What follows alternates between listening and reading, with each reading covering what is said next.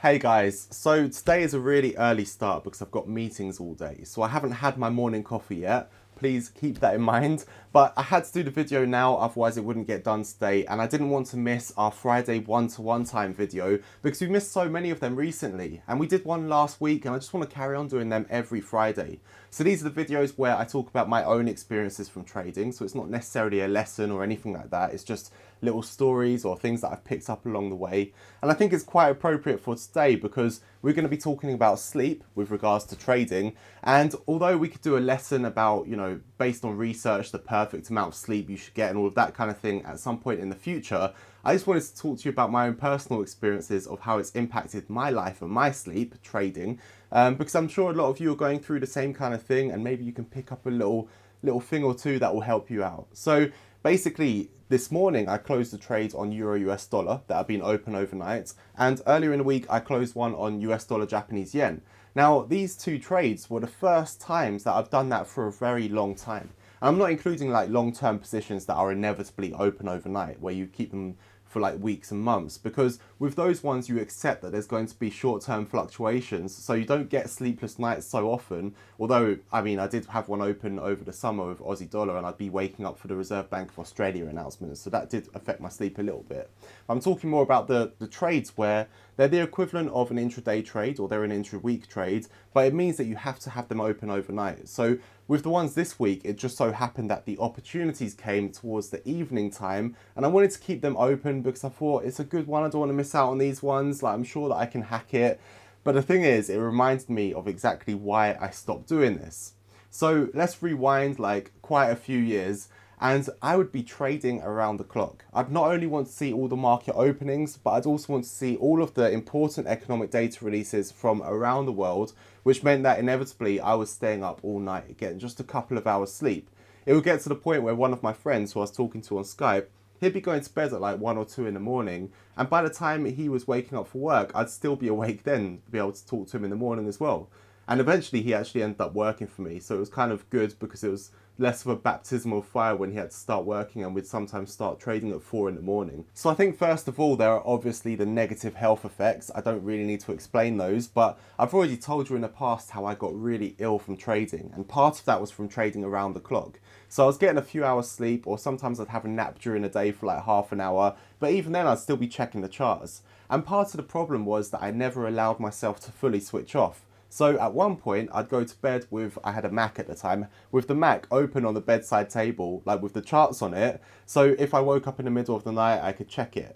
But the problem is, it meant that I never really slept. I was just lightly sleeping for like a half an hour and then checking the charts. Even if I didn't have a position open, I'd still be checking it, because what if there's suddenly an opportunity? What if something matches exactly what I'm looking for? But you can imagine, if you're having to wake up and be fully alert to be checking the charts, then you're never really getting to sleep properly. So after that period of my trading, I really had to change what I was doing. Partly because I got so ill, and also partly because I was in a relationship. And if you're in a relationship, you'll understand that if you're waking up throughout the night or keeping a laptop open by the bed, whoever you're with is probably going to be moaning in your ear all the time. And that kind of affects your trading. So I had to change what I was doing and start to get into more of a routine. And trust me, being in a routine is the absolute best thing for your trading. And I don't mean a routine where you end up getting 3 or 4 hours sleep. Like, fair enough, I was getting 5, 6 hours sleep, but because I'd adjusted to having not much sleep before that, it was kind of easier to do that than to try and switch to like 7, 8 hours, because then it feels like it's taking up too much of your day. So I changed the way that I was sleeping, like I started to get into more of a routine, but then I hit a summer where I made a bad trading decision and I was too stubborn to get out of it. So basically, I found what I thought was a big opportunity, and it did turn out to be a big opportunity, but I completely mistimed it. So I was basing it on fundamentals, and if you've traded based on fundamentals, just purely fundamentals, you'll know that it's very difficult to time it properly. And I'm not talking about like trading economic data releases. I'm talking about finding a real fundamental opportunity and waiting for the market to catch up and price it in. And so I completely mistimed it, and it meant that for the whole summer, or pretty much the whole summer, I was hanging into this position. Now, this started to change the way I was trading. I didn't overtrade as such, but I was trading more than I normally would. And so me and a member of my team would have to wake up at 4 in the morning each day to start trading, because I wanted to fit in as many opportunities as I could. So at this point, I'd gone back to probably getting about 4 hours sleep. But what I noticed during this period of time, and I hadn't noticed it before because during the previous period of time where I was doing like bad sleeping patterns, my trading was amazing and therefore I was happy to keep going. I was like going on momentum almost. Like I had no energy in me. I was living on caffeine and just the momentum, like probably the adrenaline from the trades that I was opening. But this period of time, obviously I had this big position open that was not doing so well. And also my trading was kind of like hit and miss. And what I realized is that when you're really tired, like you're run down and exhausted, if you don't have that adrenaline from doing really well and that momentum, you start to get really emotional. And I don't mean emotional as in bursting into tears. I mean like extremes of emotion. So if you lose trades, you get really frustrated or really down about it. And the opposite is true when you start to succeed in your trades and you start to get too excited. Now, we all know that you don't want to have these extreme emotions in trading. You want to be a lot more stable. But I was realizing during that time of having a few hours sleep that it just wasn't working. And basically what happened, we had like 2 easy boy chairs at that point in time. And the reason was like after a few hours of trading, if we needed to have a nap just to get like clarity of thought, we'd recline the seats and sleep for a while. It was hilarious. We filmed some of it, in fact, and it's probably some of the worst videos I've ever seen in my life. This was, I think, 2013 probably, so a few years ago. But oh my God, I think that I was going like actually crazy at that point in time. But I really realized that it was affecting me, so I had to go back to sleeping properly and going back into a routine. You really notice the difference. And I know some of you watching this, some of you want to be very extreme with your sleeping patterns, perhaps because you're working and it's the only way that you can fit in trading. But I would say that if you really want to succeed at trading, that's probably not the best way to go about it, because you're going to be emotional, your decision-making process is not going to be tip-top.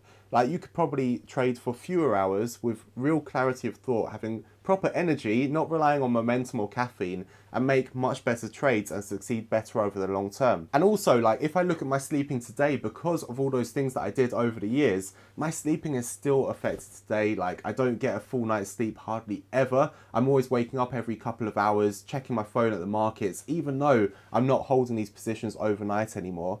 So I think like if I had any advice for people based on sleep, it would be to either trade over the long term, where you're holding trades for like weeks at a time or like at least over 1 week, or close all your trades before you sleep at night.